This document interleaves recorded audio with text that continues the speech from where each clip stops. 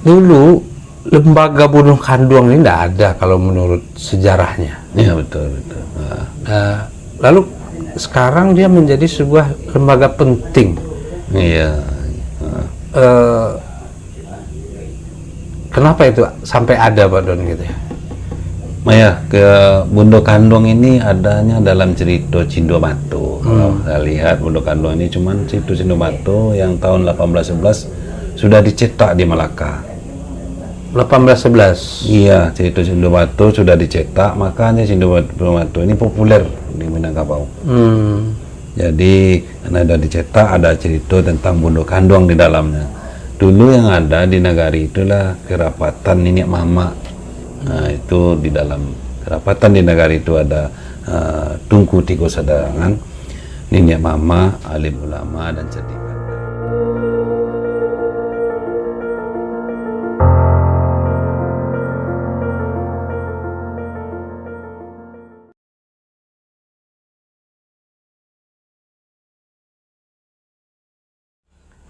Assalamualaikum warahmatullahi wabarakatuh. Alhamdulillahirrabbilalamin. Wassalatu wassalamu ala asrafil anbiya'i wal mursalin wa ala alihi wa ashabihi rasulillah ajma'in. Rabbi shrah li sadri wa yassir li amri wahlul 'uqdatam min lisani yafqahu qawli. Sahabat Pelantara Mudo yang dirahmati Allah di mana saja berada, pada kesempatan kali ini kami memang mengangkatkan beberapa tema yang berkaitan dengan Minangkabau. Kali ini kita akan berbincang dengan Bapak Doni Satria Esos, Tuanku Penghulu Basa. Beliau ini adalah seorang budayawan, seniman, labai langko lah kalau istilahnya di Minangkabau gitu ya. Banyak memiliki pengetahuan yang sangat luar biasa menurut kami tentang keminangkabauan yang itu sangat ilmiah untuk dikonsumsi. Bercerita tentang Minangkabau, sebuah etnik yang menjadi pusat perhatian di Republik ini, bukan hanya kaum intelektualnya, tapi juga sampai kepada masakannya. Itu dikenal di seluruh seantero negeri, bahkan sampai ke luar negeri. Assalamualaikum, Pak Don. Waalaikumsalam. Pak Tuanku. Ya. Pertama kami ucapkan terima kasih dari tim Pelantara Mudo yang telah diterima malam ini di rumah yang artistik banget ini, dari kayu yang sudah jarang kita temukan, karena rata-rata rumah di Minangkabau ini sudah berubah menjadi batu gitu ya. Walaupun ini adalah pavilion yang dibangun di belakang. Kami mengucapkan terima kasih karena memang dasar pikiran kita itu adalah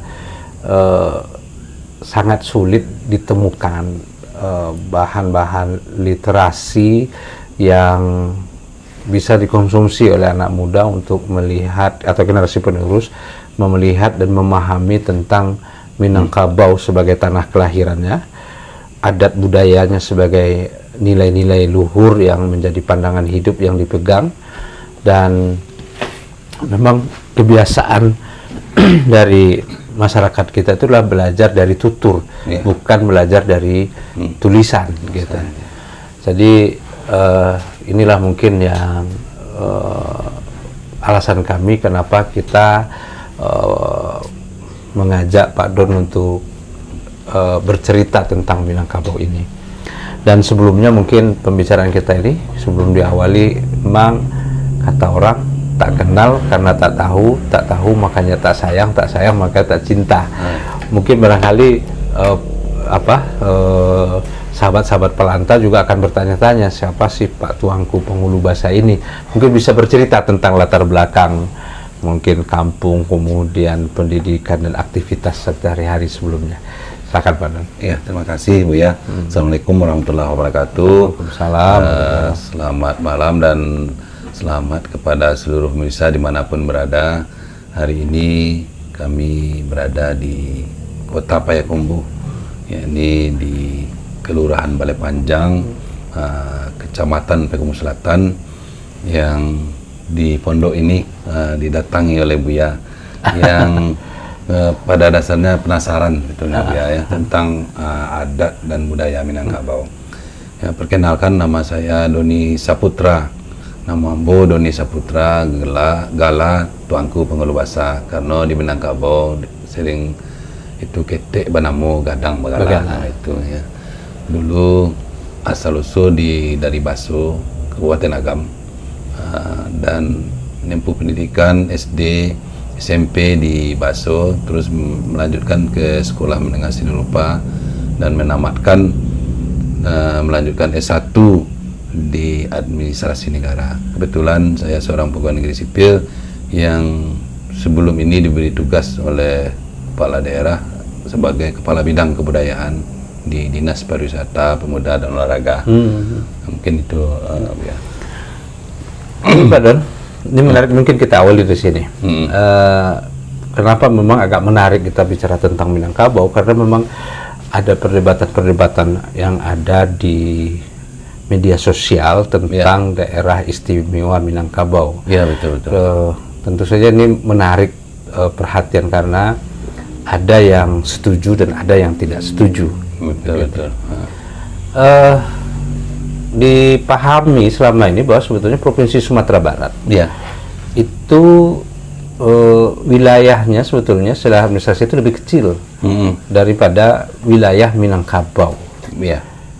Dan ada yang menyebut juga sebahagian itu masuk Riau, kemudian Jambi dan Bengkulu. Nah, itu wilayah apakah dulunya itu berbeda antara struktur pemerintahan dengan wilayah adat? Kalau kan pernah dikenal juga tuh dulu ada kerajaan Pagaruyung misalnya, gitu. Apakah itu berbeda atau ada yang hanya sebenarnya wilayah administrasi pemerintahan Pagaruyung itu hanya sampai di sini atau bagaimana itu kira-kira? Oh iya, kita melihat dengan cara kacamata orang Minangkabau, karena dalam pepatah Minangkabau itu disebut disabuian baso baurih babakia, bajajak babakia baurih basipasin. Itu adalah konsep awal orang Minangkabau melihat asal usul, termasuk mencerna sesuatu masalah. Ada lagi pepatah orang Minangkabau yang menyebutkan indak curiang di batu, di limbago tak pakai juo. Artinya orang Minangkabau sudah biasa melihat kenyataan itu ada tertoreh baik di tempat yang keras ataupun di alam. Kalau tidak ada curiang di batu, artinya di limbago terpakaikan juga. Artinya di limbago itu adalah kebiasaan masyarakat yang ada di lingkungan orang-orang Minangkabau. Kalau dilihat secara umum di Minangkabau dan kerajaan Pagaruyung dan budaya Minangkabau sebetulnya seperti luka dalam air atau air yang di dalam luka. Karena di Minangkabau itu banyak sekali kerajaan yang merupakan vassal dari kerajaan Pagaruyung, walaupun pada awalnya bukan adalah bagian dari kerajaan Pagaruyung. Sementara adat Minang akan meluas dari pusat daerah inti pertama Luak Nantigo dan juga ke rantaunya Minangkabau. Tapi kalau kita lihat cara asal usul mana yang tua Luak Nantigo ini dengan rantau, belum tentu Luak lebih tua daripada rantau. Karena begini, dari fakta-fakta yang ada dan dari beberapa teori, diantaranya teori Ali Seriati, peradaban itu akan lahir karena adanya migrasi. Jadi kalau kiranya adat Minangkabau ini lebih maksimal dipakai di Luak Nantigo, berarti kan ada migrasi kepada Luak Nantigo dari beberapa sisi. Migrasi orang Minangkabau itu dari 3 sungai. Yang pertama disebut Sungai Embun, itu sekarang menjadi Sungai Kampar, dan Sungai Dareh yang tetap bernama Sungai Dareh di Damasraya. Di Damasraya. Sudah itu ada Sungai Keroh. Nah, itu adalah Batang Sinamar. Itulah awal masuknya orang Minangkabau ke pedalaman Sumatera. Tapi dari beberapa pendapat lain juga menyebutkan orang Minangkabau ini berasal dari negeri-negeri tanduk Afrika atau dari Yaman. Ini menurut teori arus laut, pelayaran tanpa navigasi.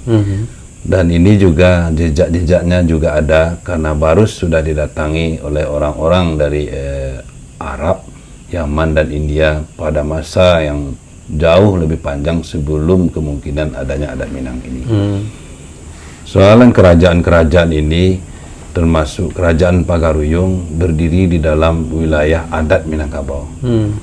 Dan kerajaan Pagaruyung sendiri mempunyai fase yang panjang kemungkinan sebelum masa Adi Torman datang. Karena dari beberapa catatan sejarah, Adi Torman datang itu adalah meneruskan dari kerajaan Damastraya dan mendirikan kerajaan Malayapura di pedalaman Minangkabau.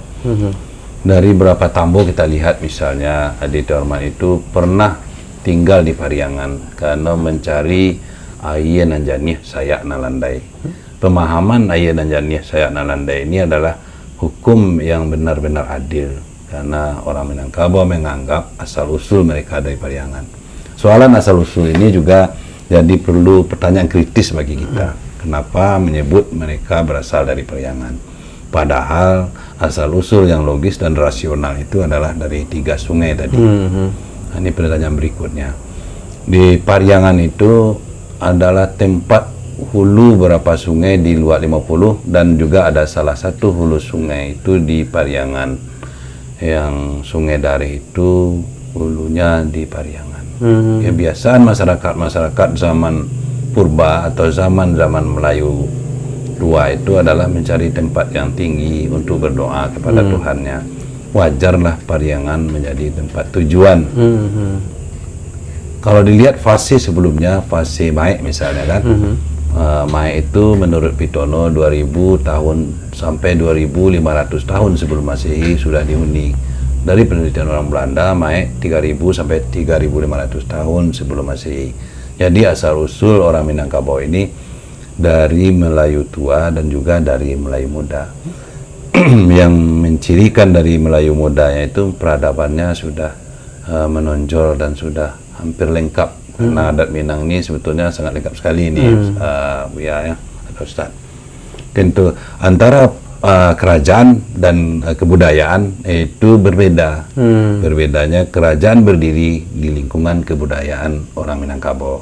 Biasalah tuh ya, di Jawa juga begitu. Namanya kebudayaan Jawa, tapi berdiri kerajaan Mataram, Majapahit, Singosari, Kediri, Jenggala. Tapi mereka berada dalam lingkungan kebudayaan Jawa. Ini tuh Ustaz. Kalau memang kan agak misteri asal usul itu, karena memang tidak banyak kan yang sering terungkap itu kan dari Tambo. Iya, betul. Berasal dari Gunung Merapi. Iya. Kan begitu. Tapi ketika misalnya di pelajaran sekolah-sekolah dulu bahwa ada Aditya Warman sebagai raja yang terkenal di Minangkabau, satu sisi di sini ada Datuk Perpatih dan Datuk Ketumanggungan yang menyusun adat Minangkabau. Iya. Itu hubungannya ada ndak itu antara Datuk Perpati dan Ketumanggungan dengan Aditya Warman? Iya. Ya, kalau kita lihat dari dua adat ini, adat Kotopiliang dan adat Budi Caniago, yang adat Kotopiliang itu dicetuskan oleh Datuk Ketumanggungan yang bercirikan berjanjang naik batanggo turun. Naik di janjang pertama, turun dari tanggo nandiate.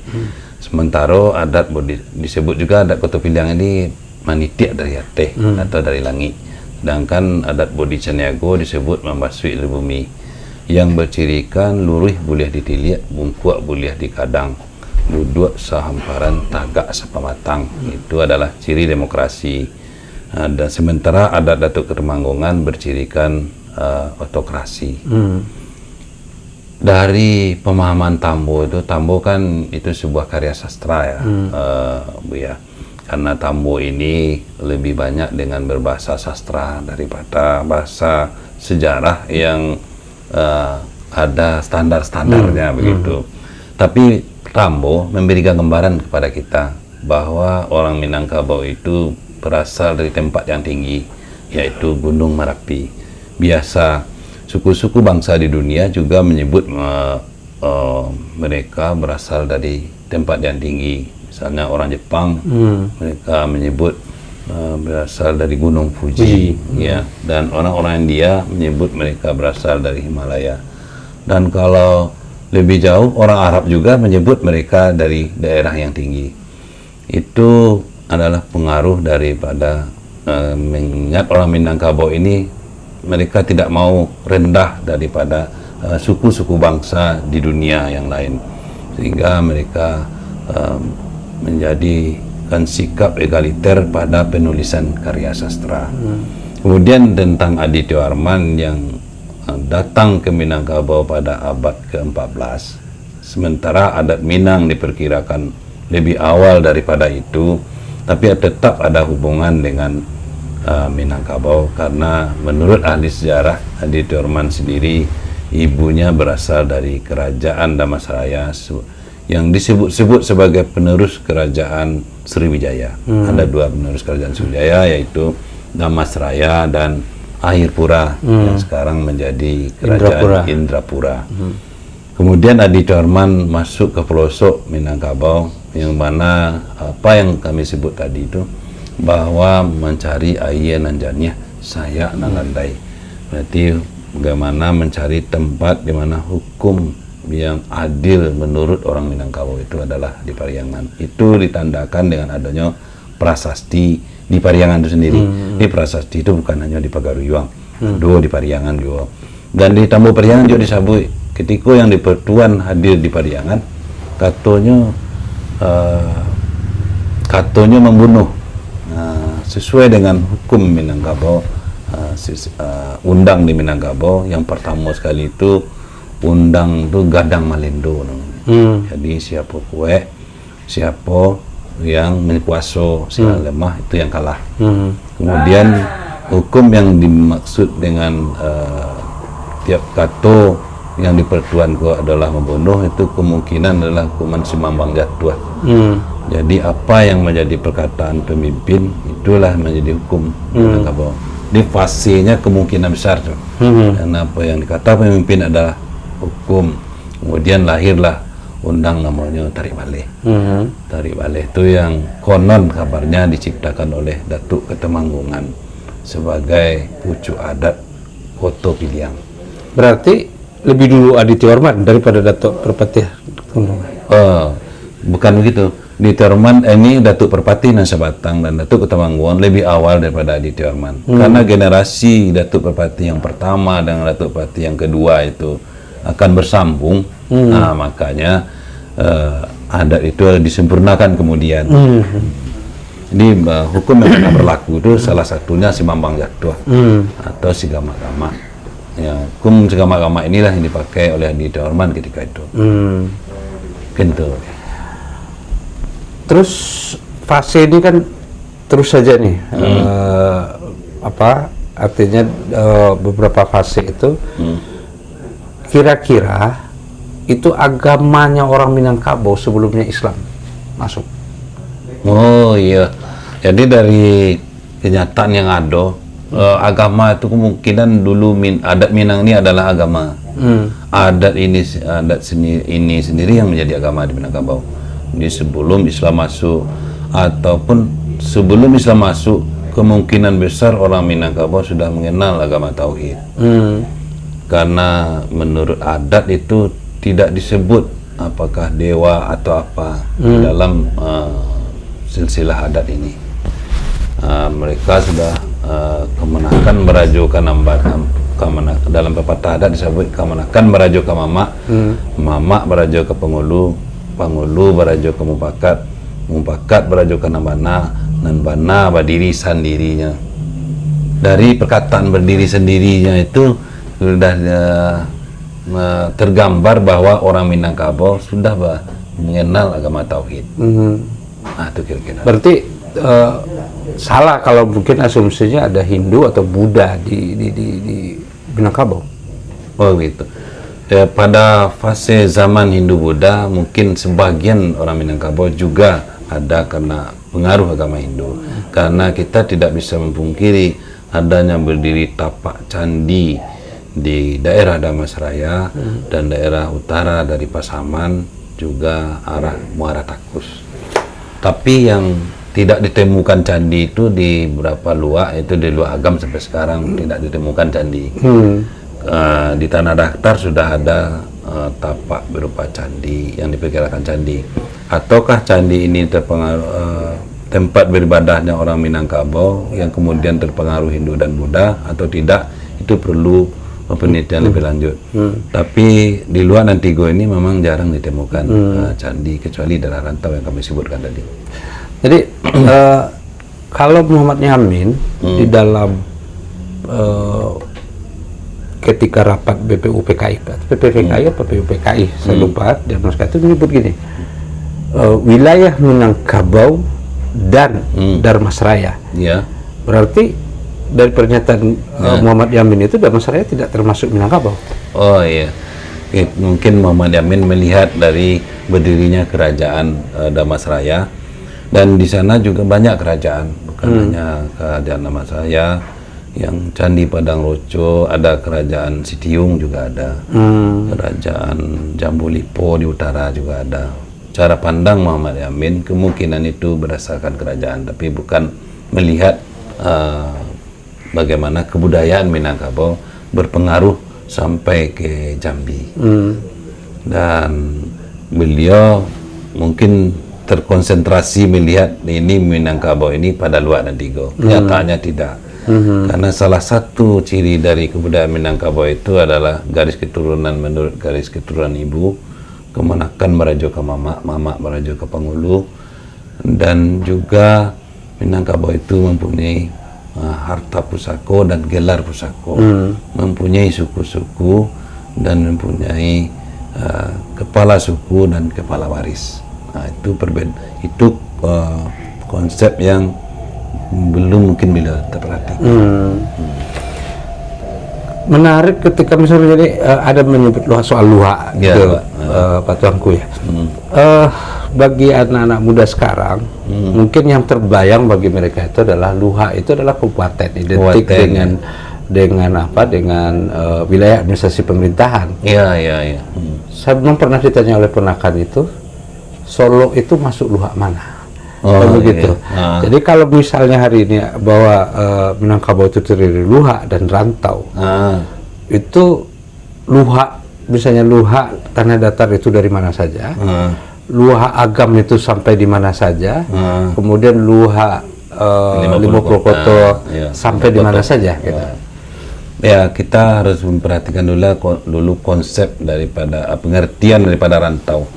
Rantau itu sebenarnya adalah tempat menetap. Yang kedua, rantau itu tempat berulang pergi. Rantau di dalam luar juga ada daerah yang disebut rantau. Misalnya Situjuah itu di daerah Padang Jariang itu dalam luar itu. Dan situ rantaunya orang Situjuah katanya. Jadi tempat menetap menetap kemudian setelah menetap pertama itu disebut dengan rantau. Kan cara pandang rantau orang sekarang. Orang kini memandang rantau itu tempat mencari makan atau kemudian tempat meninggalkan kampung dan menetap seperti merantau Cina. Jadi rantau bagi orang Minangkabau dulunya adalah tempat menetap dan juga mengembangkan agama Islam, budaya Minangkabau. Ketika kebudayaan Minangkabau adat bersandi Sarak bersandi kita pula, mereka juga di rantau itu mengembangkan agama Islam. Misalnya rantau Kampar namanya. Kampar Kiri, sampai sekarang orang Kampar Kiri masih menyebutkan rantau Kampar Kiri. Itu juga di bawah adat dan budaya Minangkabau. Walaupun orang Kampar Kiri juga sudah menganut sistem yang mirip dengan kebudayaan Minangkabau. Mungkin itu. Jadi kalau yang masuk ke dalam wilayah luha, ya, Tanah Datar, luha Agam atau luha Lima Purwokerto, kenapa sampai ada terjadi pembagian teritorial itu? Atau misalnya sebut saja satu luha dan kemudian rantau. Lalu kenapa ada menyebut ada luha Tanah Datar, ada luha Agam, luha 50. Jadi luha yang tua disebut dengan Tanah Datar, luha kemudian luha yang bunsu. Luha itu kalau kita lihat adalah awal mula penerapan adat yang telah sepakati. Jadi jangan salah pengertian kita. Berarti sebelum ada kesepakatan adat di Pariangan, orang luar 50 belum beradat, orang Agam belum beradat, sudah orang Agam luar Tanah Datar dan 50 kota itu sudah punya adat. Kemudian karena adat ini dianggap sebagai agama, mereka juga hadir di Pariangan untuk mencetuskan atau memperdalam adat ini. Kemudian baru balik lagi ke daerah asal mereka. Hal demikian itu dalam rangka mendakwahkan adat yang telah disepakati tadi. Dan luar Agam, luar Tanah Datar, luar 50 kota dengan porsi kabupaten sekarang sebetulnya lebih luas luar yang dulu. Luar itu dulu kalau luar Tanah Datar sampai ke Sumpur Kudus. Luar Agam menurut keterangan dari Raja Pagaruyung Sultan Muhammad Taufik itu daerah Agam ini sampai ke Padang Panjang dan juga di Batipuah. Di pembagian kekuasaan luar yang hari ini memang peninggalan dari Belanda yang telah mengadu-adu wilayah batas wilayah Minangkabau inti atau luar. Dan luar itu tidak pula terlalu istimewa dibandingkan rantau karena luar itu adalah tempat menerapkan adat yang kawi itu pertama kali, pertama di luar Tanah Datar, kemudian di luar Agam, dan ketiga di luar 50. Ciri-ciri adat luar ini juga berbeda karena memang kebudayaan itu akan bergerak dan tidak statis. Misalnya di luar Tanah Datar ada adat negeri-negeri yang beradat Bodhicaniago, ada negari-negari yang beradat Koto Piliang, dan ada negari-negari yang Pisang Sikale Utan, Pisang Tematu Namagata. Di luar Agam hanya dua adat Koto Piliang, kalau tidak Bodhicaniago, maka jelas batasnya di Agam. Sementara di luar 50 ada adat Koto Piliang, ada adat Bodhicaniago, ada Pisang Sikale Utan, ditambah lagi Rajo Nambalimu.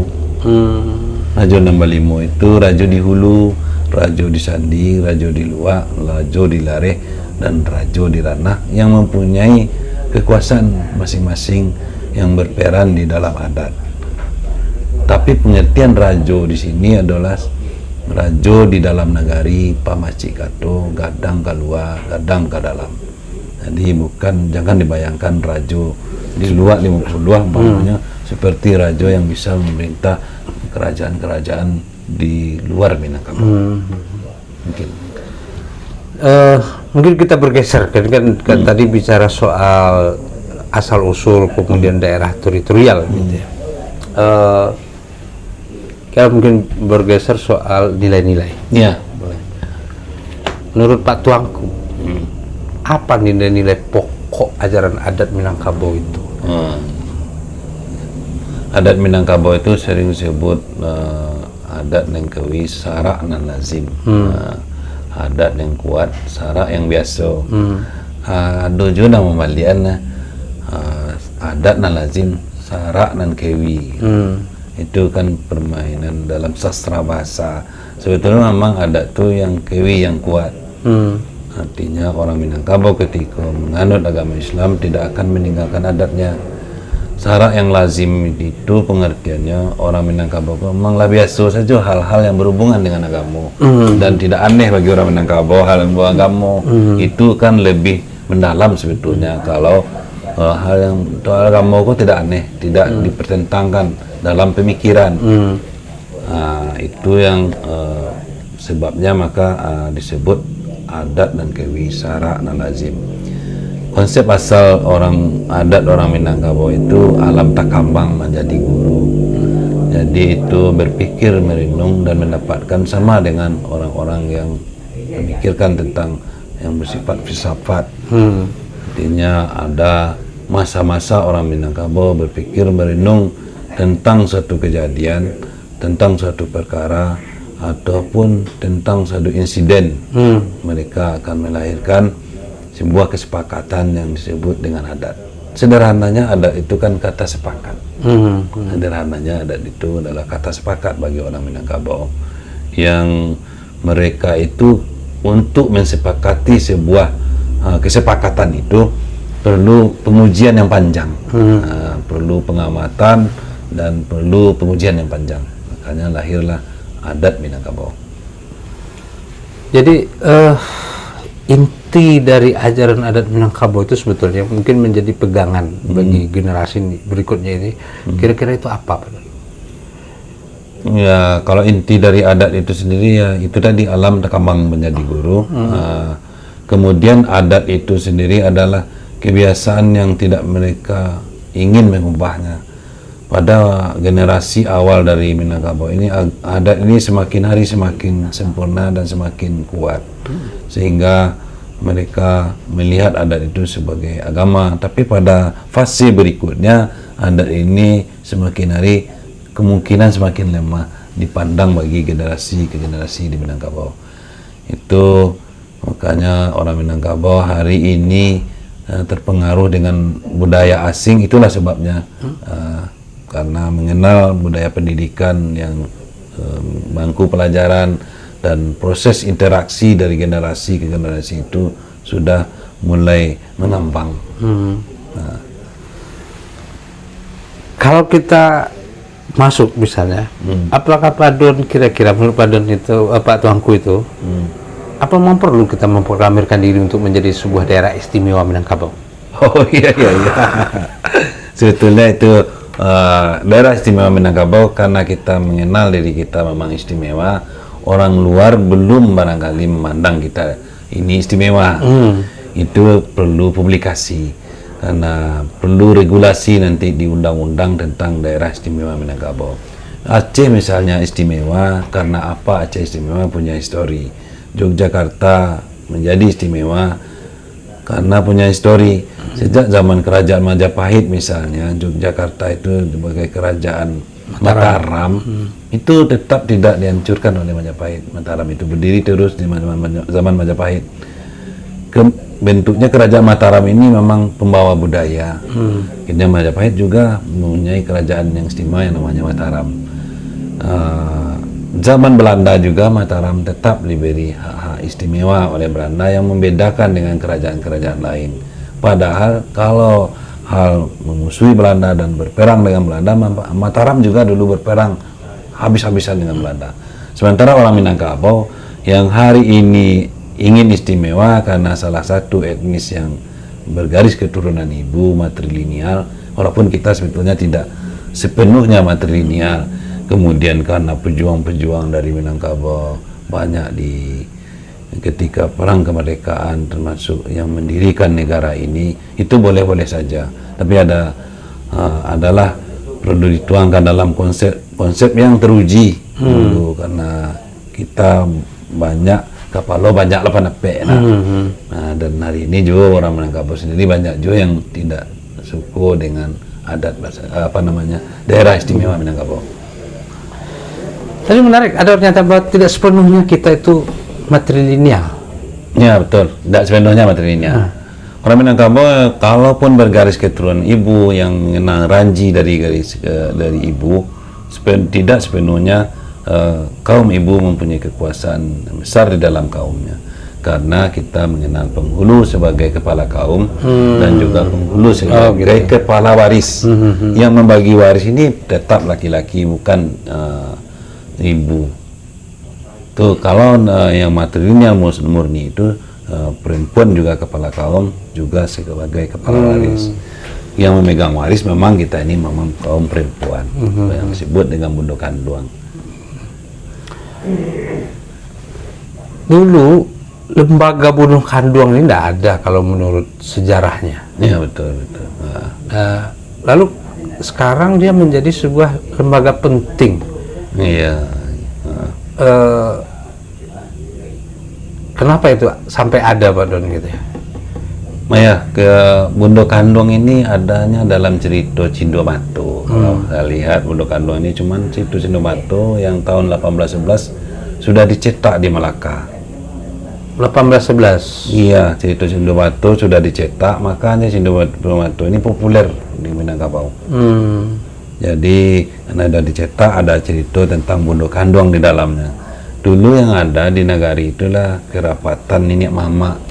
Nah, itu di dalam kerapatan di Nagari itu ada Tungku Tiko Sadangan, Nini Mama, alim ulama dan cerdik pandai.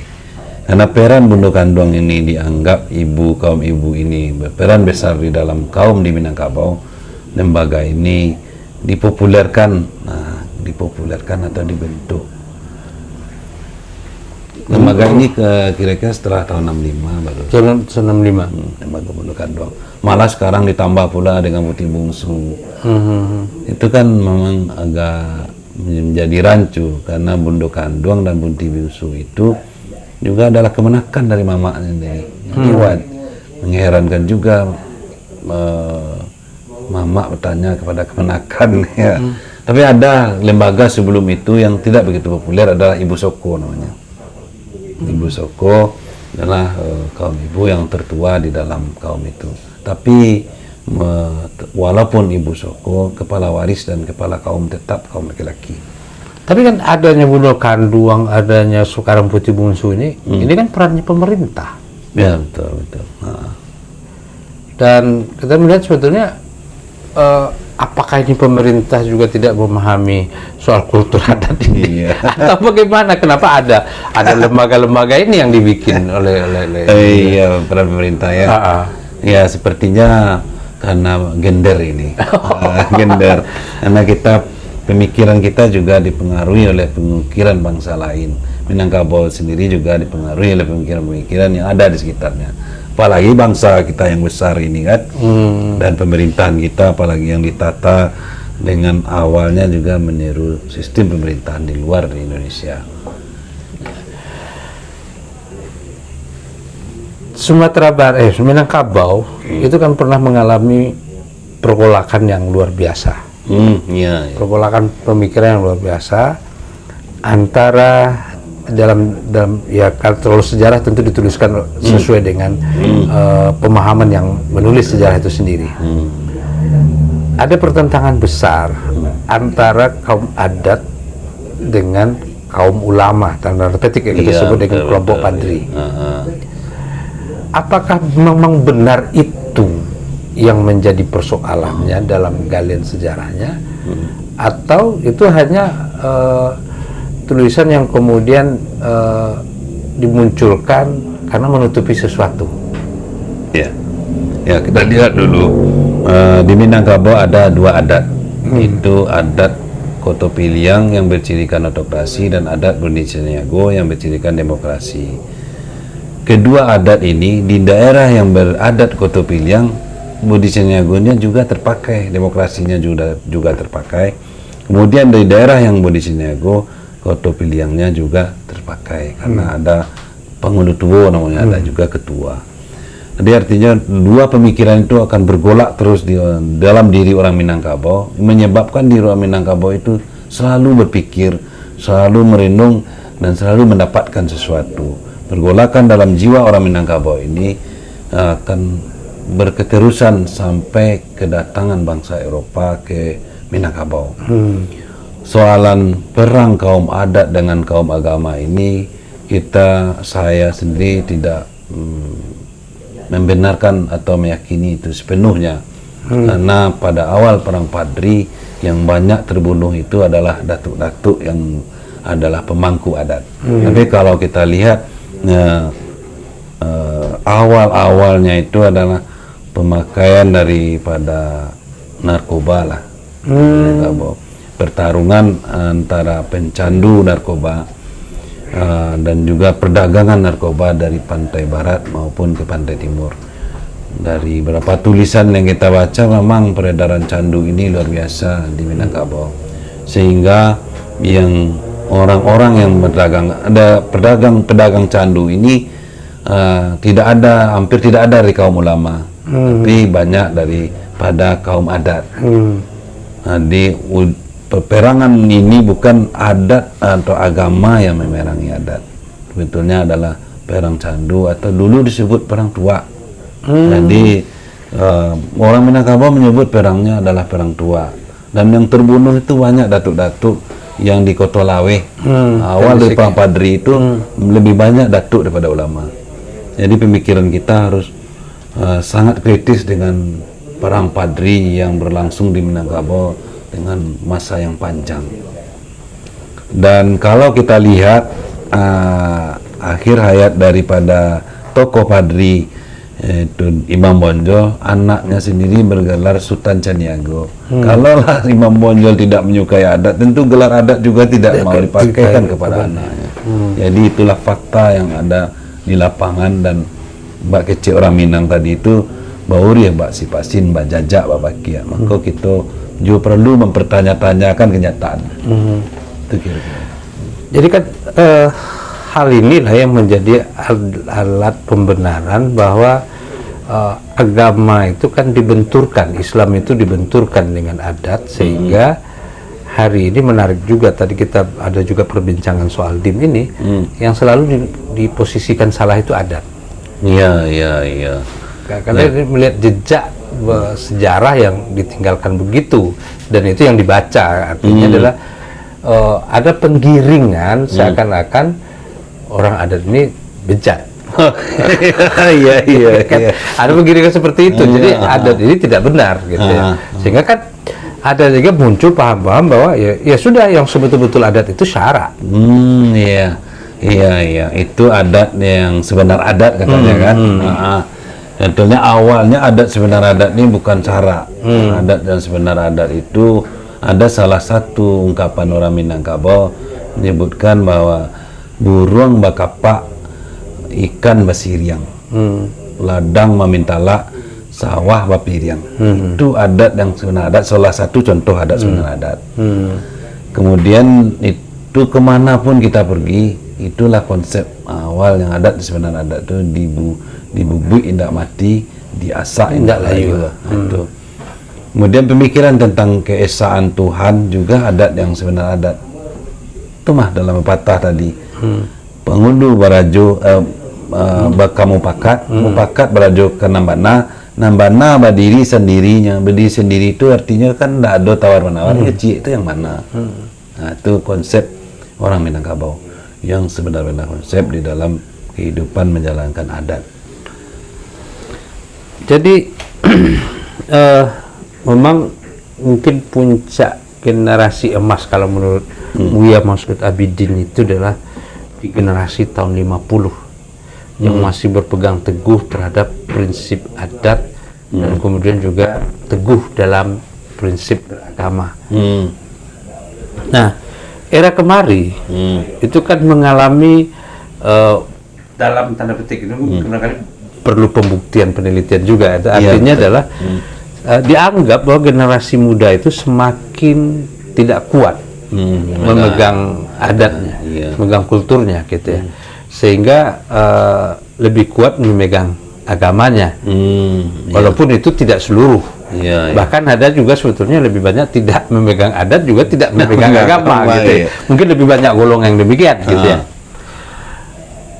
Apa mungkin ini akan terjadi sekian tahun yang akan datang, bahwa adat Minangkabau itu akan punah sendiri di Minangkabau? Ya, jadi menurut pengamatan saya ini kemudian beberapa informasi, orang Minangkabau hari ini dia malah tidak mengenal mamak mana yang kebenakan. Nah, memang ini fenomena yang mengkhawatirkan, karena sebetulnya itu adalah karena tidak adanya pewarisan nilai. Saya berani mengatakan demikian karena interaksi kaum muda dengan kaum tua hari ini sudah hampir tidak ada. Pewarisan nilai itu akan ada ketika generasi kaum tua dan kaum muda ada interaksi.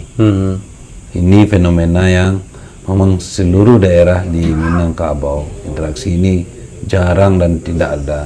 Dulu interaksi ini sering di surau. Kita di surau dulu itu tidak hanya satu generasi, malah berapa generasi, dari yang kecil yang belum balik berakal, yang berakal dan orang dewasa.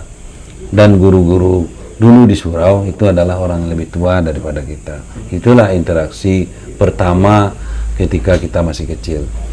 Kemudian interaksi berikutnya adalah di dalam rumah tangga.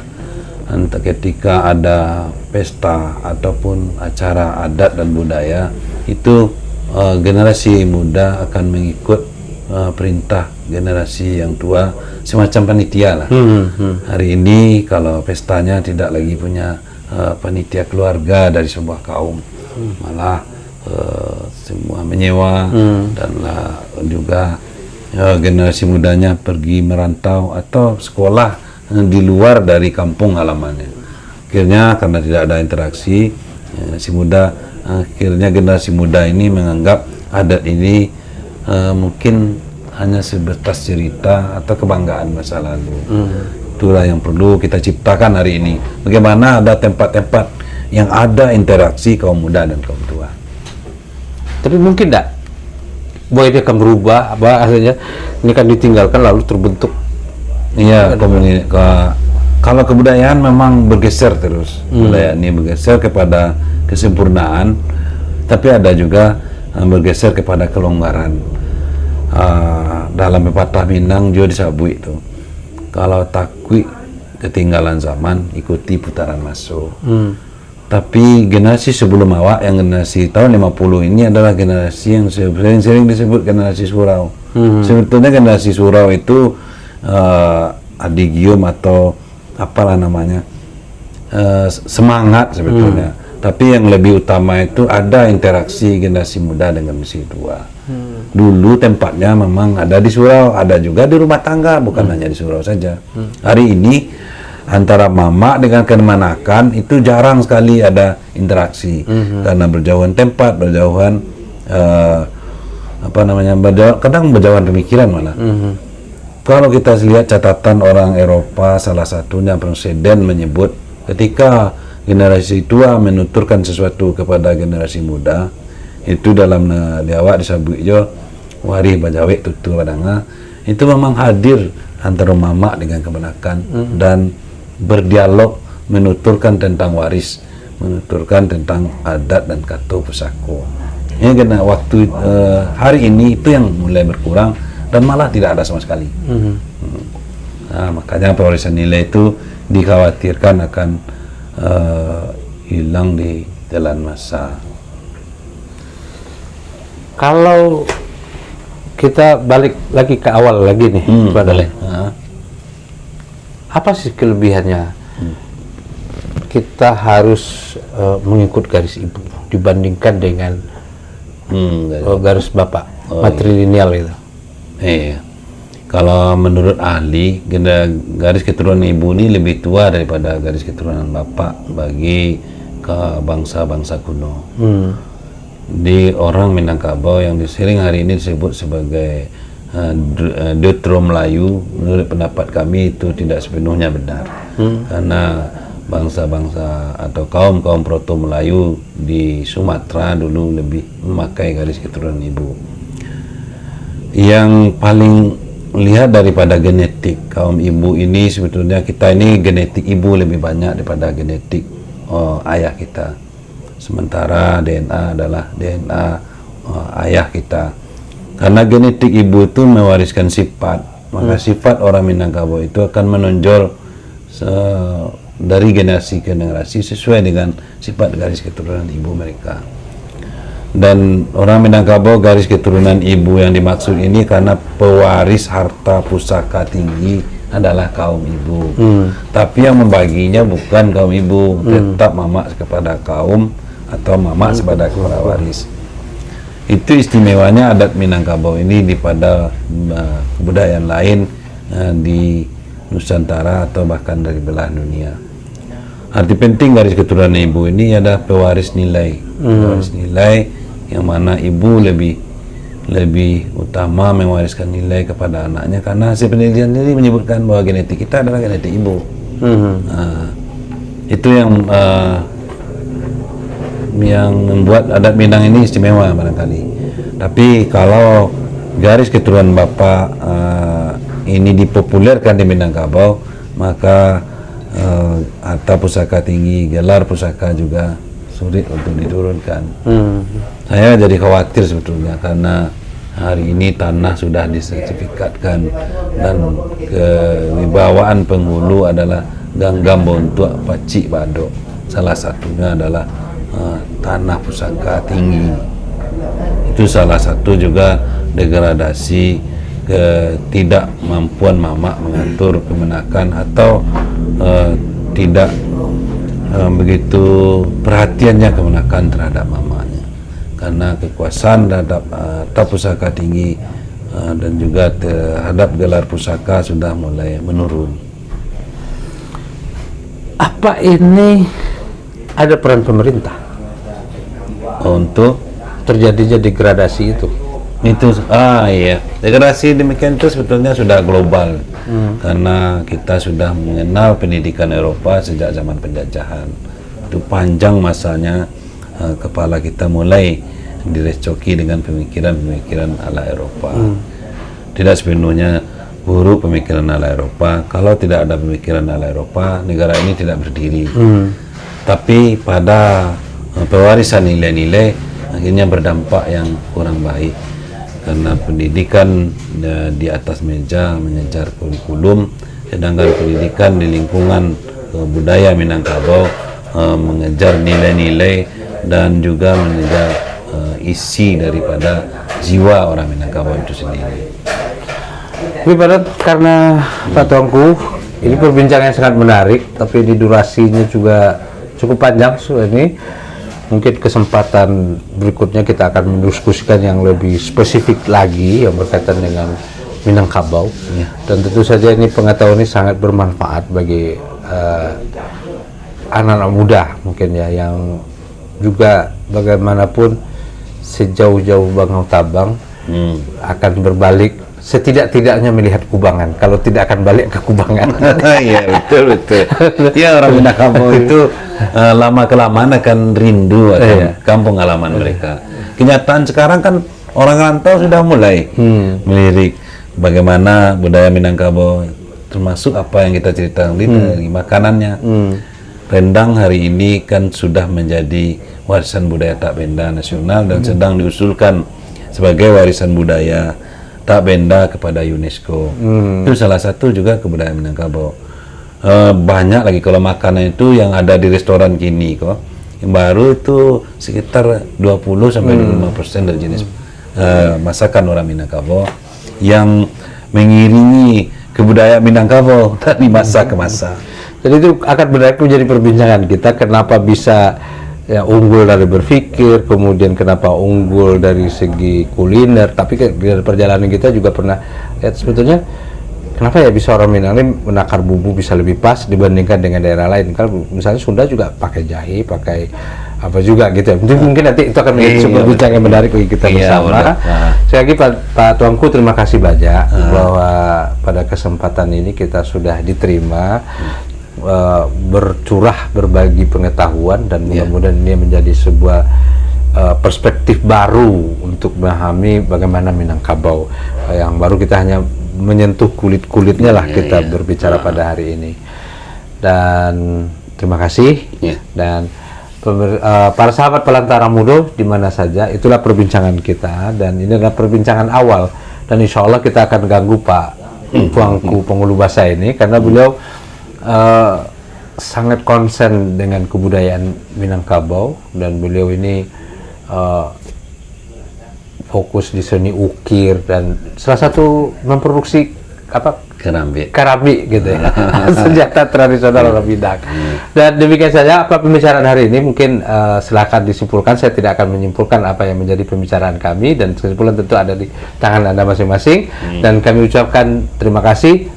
Billahi fisabilil haq, fattaqullaha mastata'tum. Assalamualaikum warahmatullahi wabarakatuh. Waalaikumsalam.